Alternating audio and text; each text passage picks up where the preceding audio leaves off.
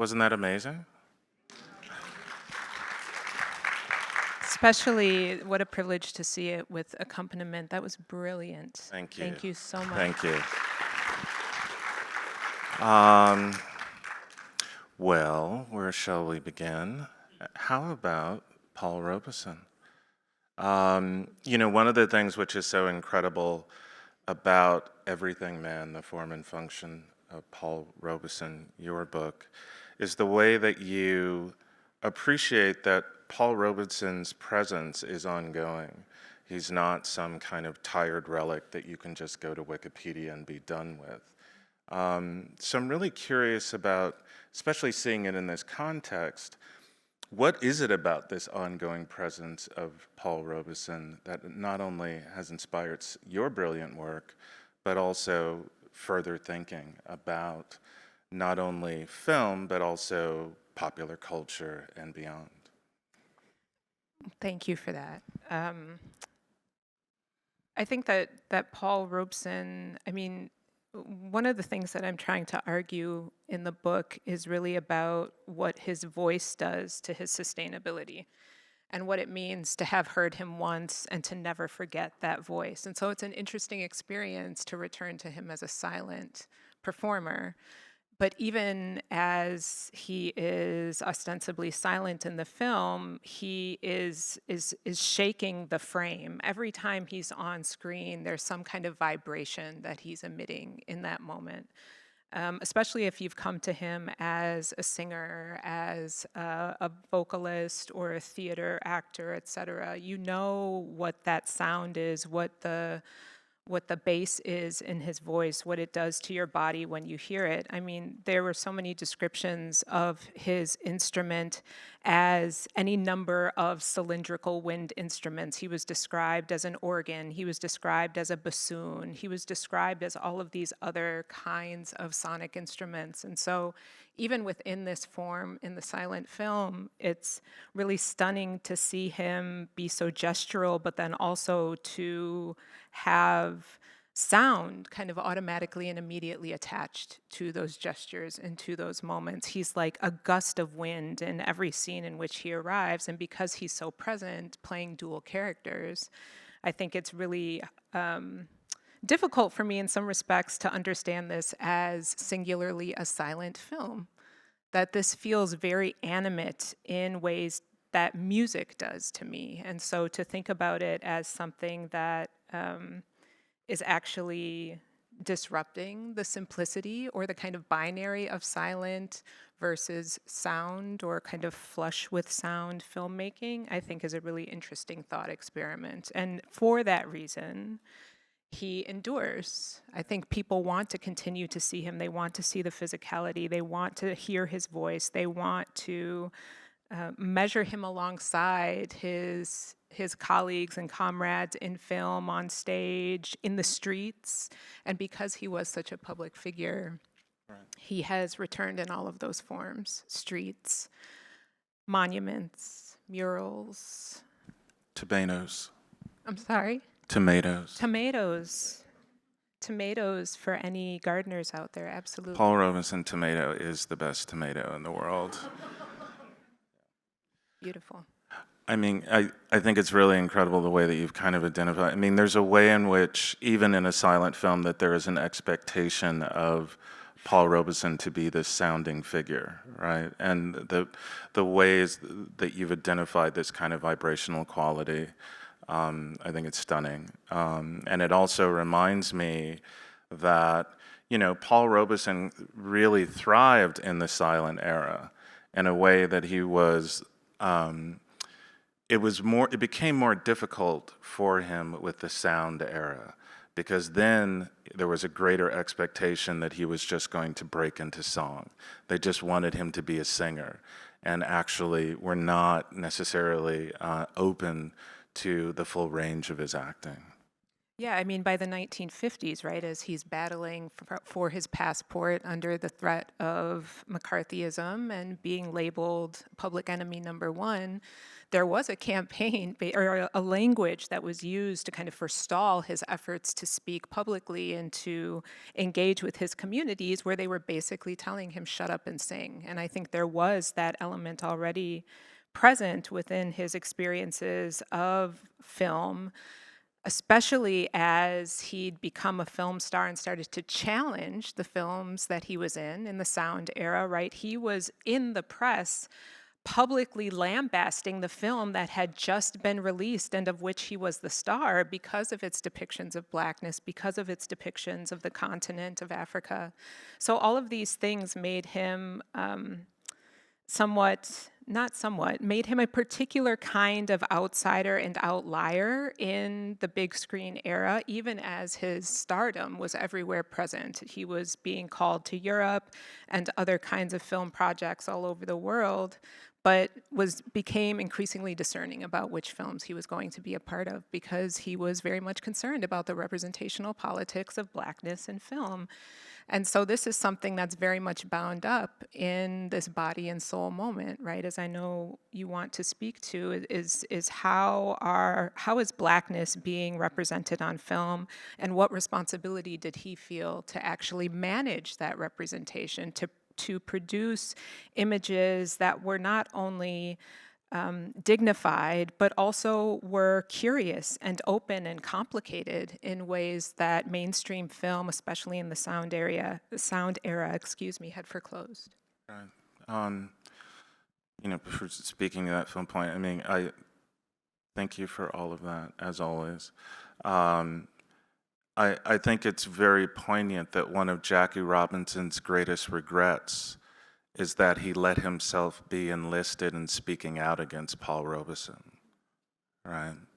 And he did go on, speaking about, I should have been more supportive of him in the way that a lot of Black public figures were not at the time, as he became increasingly vocal and less willing to strictly just shut up and play, right? So to this question of representational politics, I just really quickly want to put this out there. This is Oscar Micheaux. Oscar Micheaux's 13th film. Oscar Micheaux made films between 1911 and 1948. He made a total of 44 films, and there are only about, I believe it's 11 films that have survived. And out of those 11 films that have survived, there's only a handful that are complete, right? So, not only is it about trying to appreciate the legacy of Paul Robeson, but it's also about recognizing the lost legacy of the most prolific African-American filmmaker of all time, right? Now, at the time of the release of this film, speaking to this point of representational politics, the Black press hated it, right? And that had a lot to do with thinking about, I don't know, how can we say this tactfully? Representational politics are quite tired, particularly when they're only framed in terms of positive and negative images, right? So this is why I think it's so wonderful the way that you, as you stated it, I mean, we need to start thinking about these things in much more complicated ways rather than simply the image has to correspond to reality. And I think the film delivers us some outs or some opportunities to actually think in more, in less binaristic forms, right? First, through the doubling of the main character, the brothers that Robeson plays, right? That's giving us the opportunity to actually see some kind of tug of war, some kind of adjustment in the Black kind of representational politics of the era, that we don't just have the kind of huckster, violent, predatory preacher. We actually have this other aspiring, though very demure, inventor. What do you think he invented? Good question. This is a sequel that we need if there are any filmmakers. Yes, please let us know. I want to say some kind of hair product, but I'll be better than that. Yeah. Madam C.J. Walker's competitor. I love this idea. scooping. Okay, nobody take this from us, okay? But it's also giving us this out as we recognize that this whole sequence was a dream, right? That this is actually, and it's not just the mother's dream, I think this is society's dream. He's representing society's dreams of a predatory blackness on screen and waking us up, demanding that we wake up, right? That these are all It's fictions the of our original own final making. sequence of School Days. Yes, absolutely.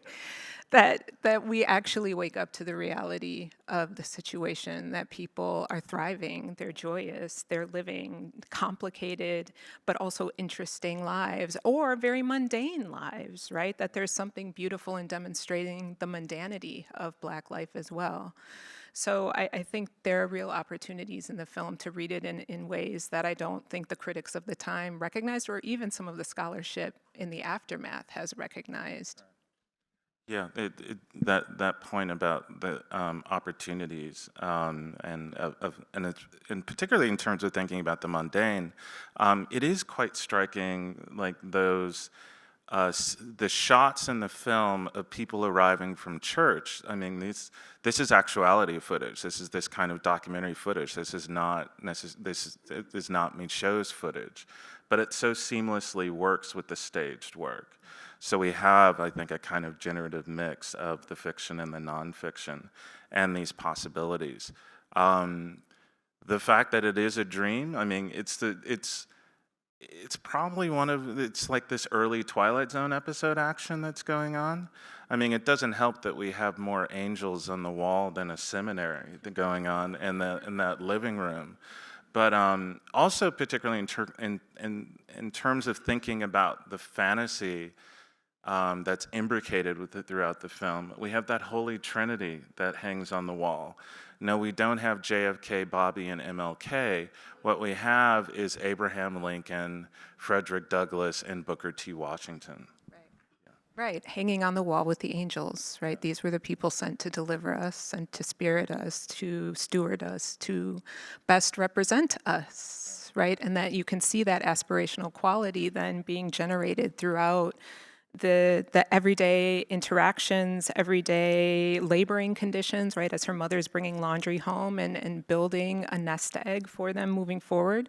These are the people that they're aspiring to be in communion with or in conversation with. So this uplift moment that was so prominent and representative in the scenes on screen, but then also the ways in which the films themselves took on political life after their release is very prominent. And to have someone like Robeson in this moment performing this role, it's also in 1925 when this film is released that he makes his kind of spectacular Greenwich Village debut as a concert singer.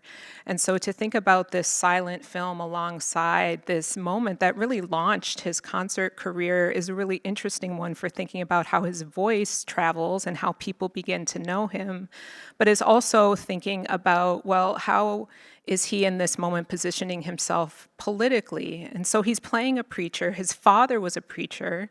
He revered his father, thought he had the most beautiful oratorical voice that he had ever heard in his life, and kind of modeled his own speaking voice on his father who was formerly enslaved, right? So Robeson was very close to all of these questions and very close to the politics that were generated from them. And in this moment, when he begins to sing the Negro spirituals on the concert stage, he faces a lot of backlash. So the film faces backlash in 25. He starts to face backlash as a concert singer because he decides to put the Negro spirituals front and center on the concert stage. Instead of singing in Italian or in French, he's on stage singing quite often in a modified dialect the songs of his people, and continues to do that work throughout his 40-year career.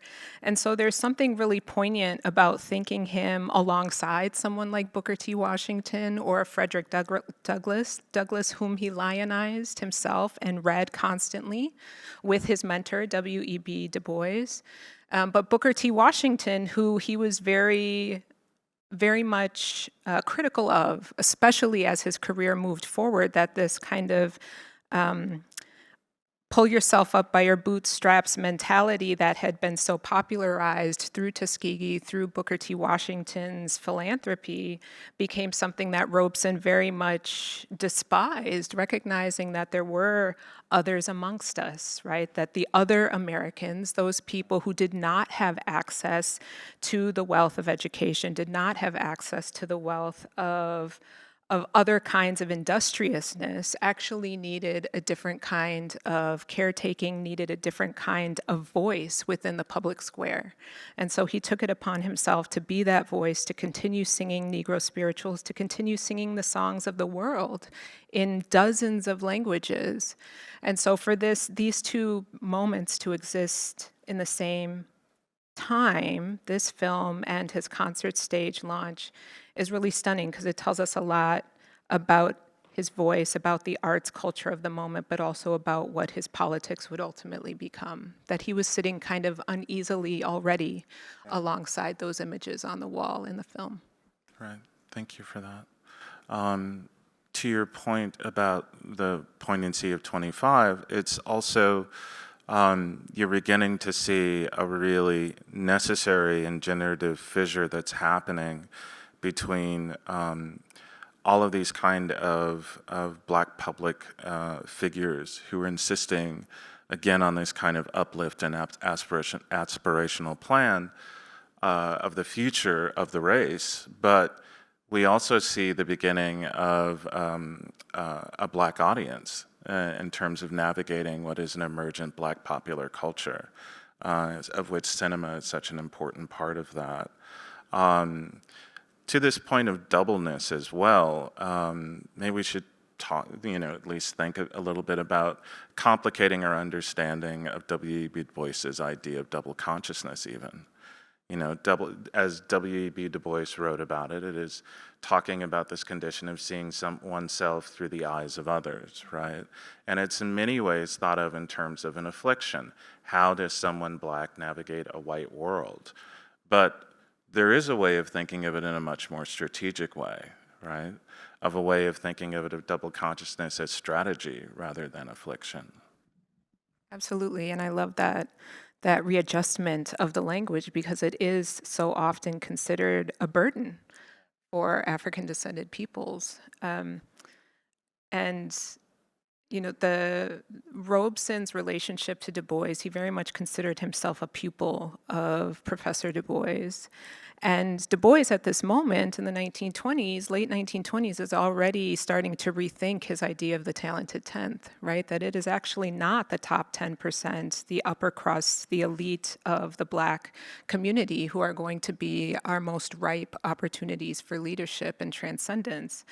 And so with Robeson studying under him and this effort to really think about Blackness as not just something that that is forced upon you, but is something that you can make, that you can constantly create and recreate and make malleable, but also make into a weapon as far as the political sphere is concerned, right? Robeson as someone who by the 1930s identified as an African, right? He did not identify first as a Black American. He identified as an African, making his politics very much like Du Bois, internationalist in the most profound ways, right? Learning the languages, learning the songs, learning the cultures of these communities of which he identified. So, and in these spaces where he was still being primarily hailed and paid and employed by white patrons, right? They were the majorities in many of his audiences. They were the ones backing his films. So he had to figure out, how am I going to negotiate these spaces? And I think this doubleness is, in one respect, really helpful for thinking about how power operates, but becomes very limited when one thinks about all of the opportunities available to Black subjects in those circumstances, right? Yes, there's something important about power at stake there, but there's also something about being a three-dimensional entity within the world. And I think Robeson, perhaps more than anyone I can think of, does this with so much beauty and grace and consistency, right? Throughout his career, he began to identify his politics as the most intrinsic part of himself, and saying that his politics were immovable to 1,000th of an inch, that he was not going to change his opinion with the weather because he was not raised that way. And so for him to have such a solid sense of self within a world that was so rapidly changing made him very much a hallmark for people, made him someone that people would hang on their walls, whose names they carried even under hushed tones during the period of his villainization. Like, they carried him with them for decades and decades and decades. And so I think there's something that he does to the concept of double consciousness that is really important to think about it, yes, as a structure of power, as a response to a structure of power, but also not to delimit the creative potential within our sense of self, within our ability to identify ourselves, to not just be identified, but to create our own personas. Right. Thank you. And I think a lot of that has everything to do with thinking about the way, I mean, you've spoken a bit about this just now, but, Paul Robeson becomes an idea that begins to gain force and a kind of accumulation as he moves throughout, especially the world. I mean, I'm thinking here in terms of the miners' strike in Wales. I'm thinking here of the accounts of the way that Paul Robeson was received in Moscow when he sang. That again, he's not a static thing. That he is, again, a person who is more than willing to understand himself as a global subject and not strictly as an American citizen. It was really important to him that he not be bound by nation. I describe him in the book as a bad nationalist, which I'm borrowing from my colleague Brent Hayes Edwards, right? Someone who doesn't subscribe. He does not subscribe to kind of flat patriotism. He is someone who was very proud of who his people were, people who worked in the tobacco fields, people who had been formerly enslaved, but also understood that this country was violent, that it moved in the world as a cudgel against people's movements everywhere. And so in this moment where his passport is revoked in 1950, and they're telling him, if you hate it here, why don't you just leave, right? This sounds familiar. This is something that leaders in this country today say, if it's so bad, why don't you just leave? And his response consistently, whether in front of the House Un-American Activities Committee, in front of the press, et cetera, was, I was born here, my people died and built this country. I'm going to take every bit of it that you will, right? And he was amazingly consistent in his political belief, and people everywhere recognized themselves in him.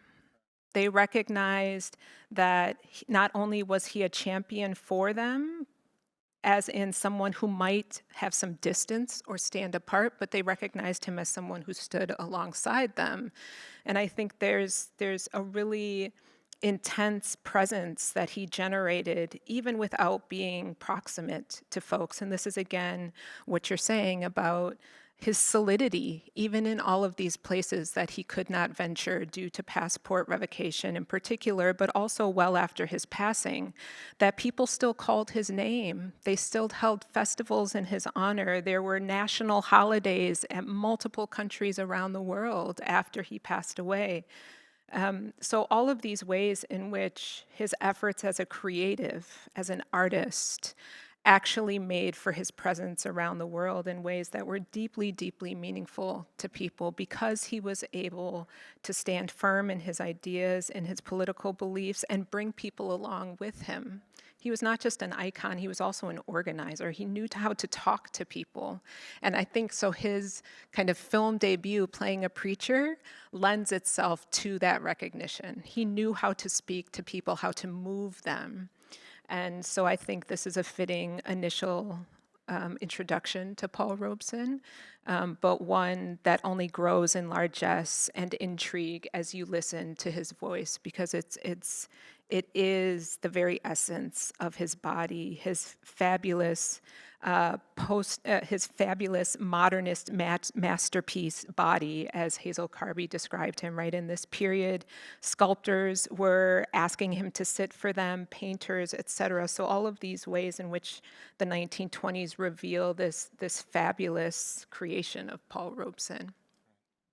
I mean, thank you. I mean, especially in terms of thinking of this issue of his body and his figuration within this film. I mean, of course, thinking about the nude photography of Paul Robeson, but just how that physicality manifests itself in this film, that he is bringing to the screen a type of screen acting that has yet to come, right? That Paul Robeson is, in this film, is offering us, you know, schools of thought about acting that we will now recognize in the late 20th century.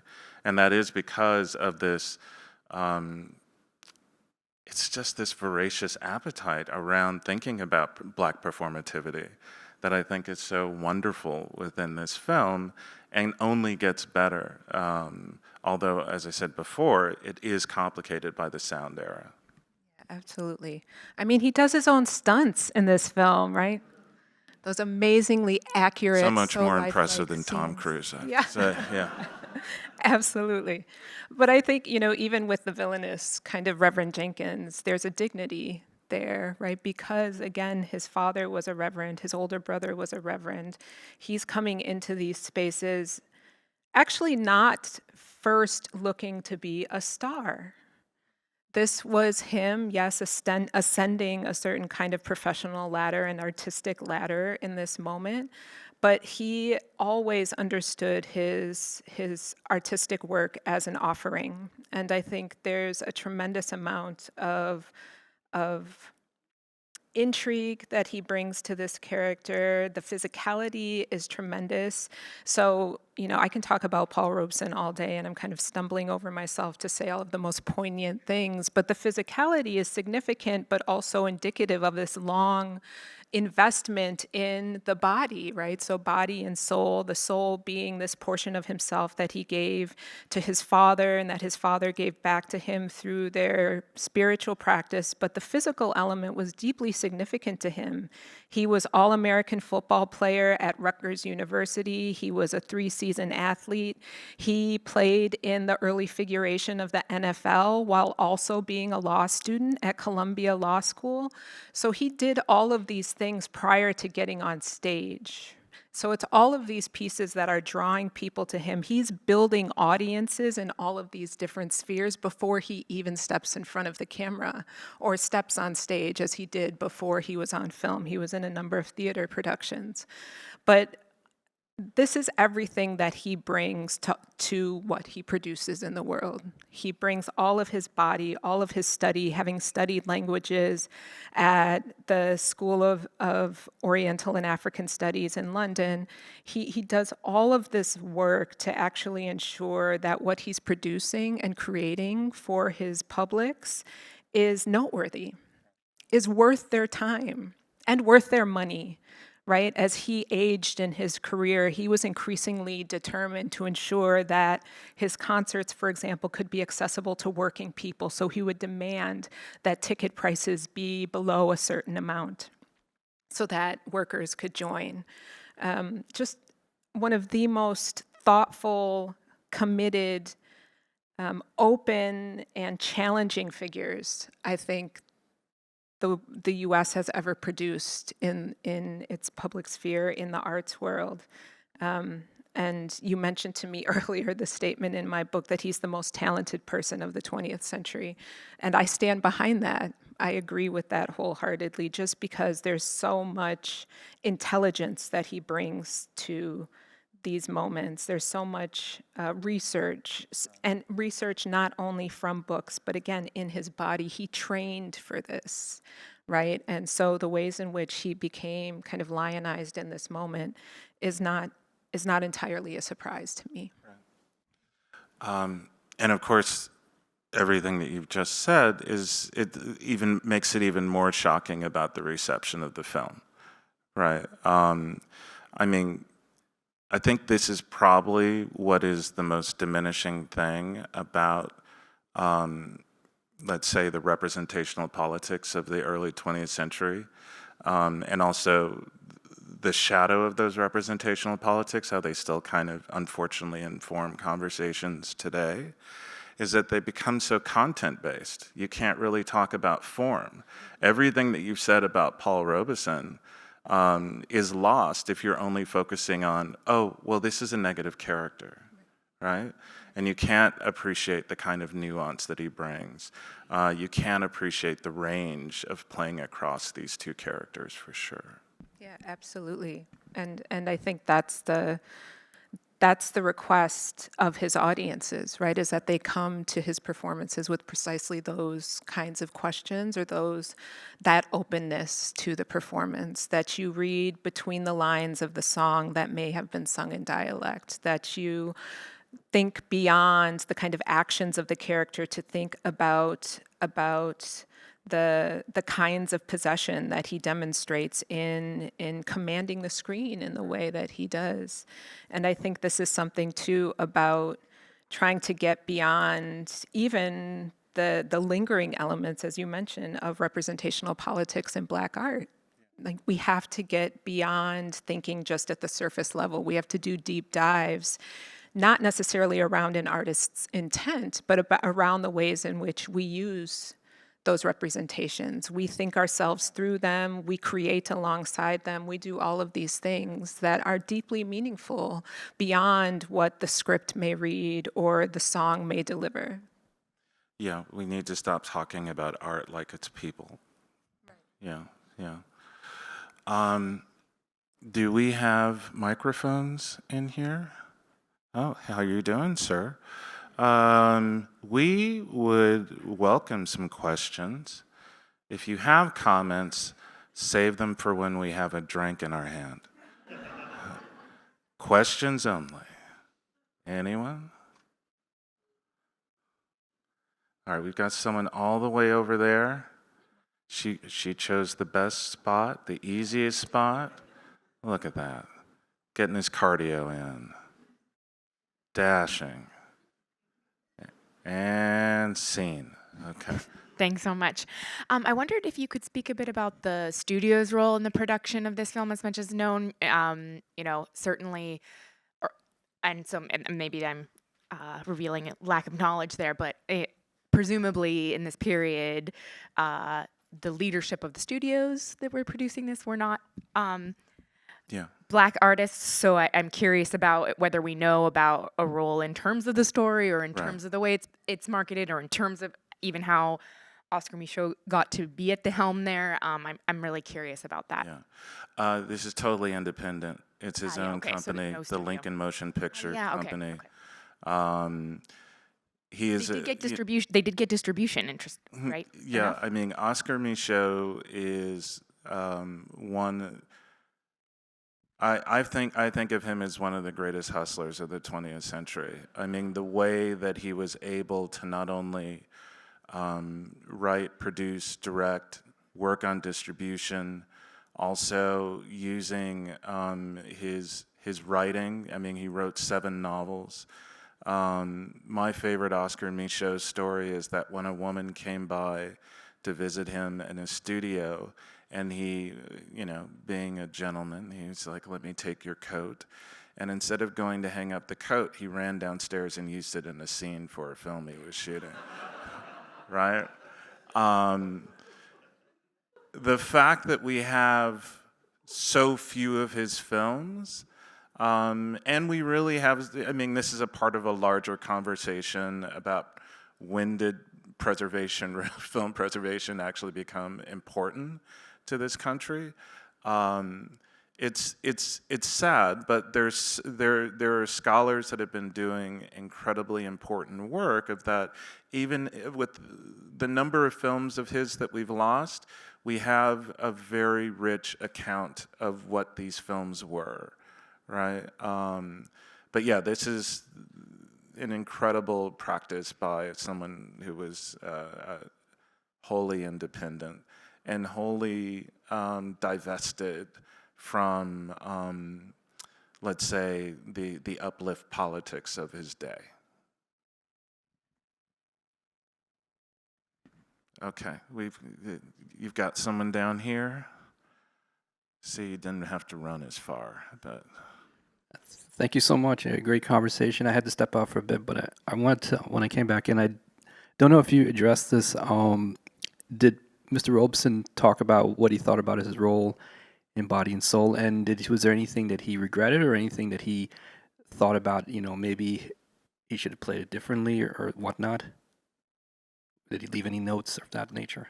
I don't have any direct comments from him about his role in that film, but of the films that he was publicly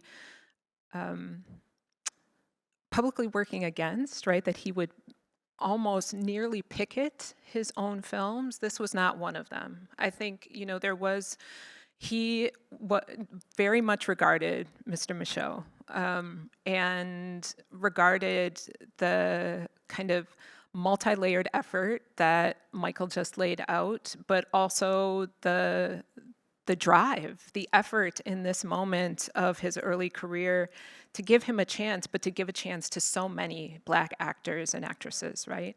So I didn't encounter any language from him where he was anything other than deeply respectful of Mr. Micheaux. Were there things that I imagine he would have, in hindsight, adjusted about the role? Absolutely. But in this moment, I mean, this is still very early in his career. He's not yet the person who's changing the lyrics to Old Man River. This doesn't happen until the late 1930s, right? So 1925, he's just launching his career. 1928, he goes on to star as Joe in the musical staged version of Showboat, where he's still singing "Niggers All Work on the Mississippi," right? So this is this very early moment in his career before he's confident enough to actually make radical adjustment to the texts as he's given them as an actor or as a performer.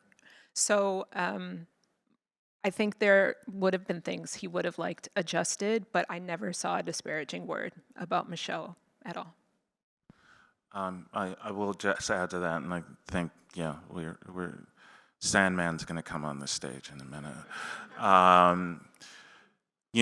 Paul Robeson, in working within the context of an independent film, of something that is in no way limited by the parameters of the studio, I think, it's so amazing to see even the way that he's acting, because as we get closer to his studio work, I mean, I'm not trying to diminish that work, but he's clearly having to navigate different things, right? I mean, we live in a moment where there is a lot of investment in, let's say, Oscars so white, right? When we really should be about Oscars so irrelevant, right?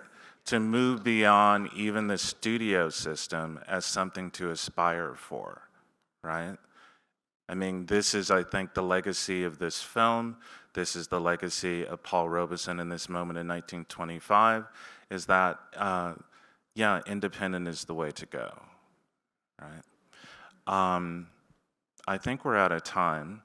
Can we get any more piano? Or I guess we're out of time for that. Thank you, everybody. And as always, Shana, thank you.